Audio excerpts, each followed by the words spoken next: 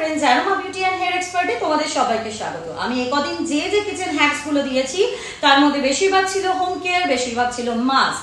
আর গরমকাল মানে কিন্তু সানস্ক্রিন অঙ্গাঅঙ্গি ভাবে জড়িত।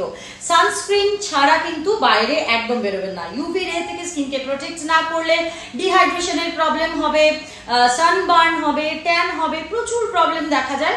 তার চেয়ে ভালো সানস্ক্রিন ইউজ করে বেরোন। প্রত্যেকটা সানস্ক্রিন মোটামুটি বাজারে যে সানস্ক্রিন পাওয়া যায় 4 থেকে 5 ঘন্টা মতন মেয়াদ থাকে, কিছু কিছু সানস্ক্রিনের মেয়াদ কিন্তু তার চেয়েও কম থাকে। রিপিটেডলি সানস্ক্রিন ইউজ করুন যখন আপনি বাইরে যাচ্ছেন। আর কিচেন হ্যাক্সে যে সানস্ক্রিন আমি বলবো সেটার মেয়াদ কিন্তু খুবই কম থাকে।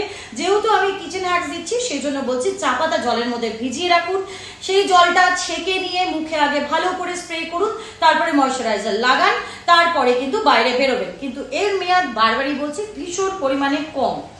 জানাবেন কিন্তু কেমন লাগে।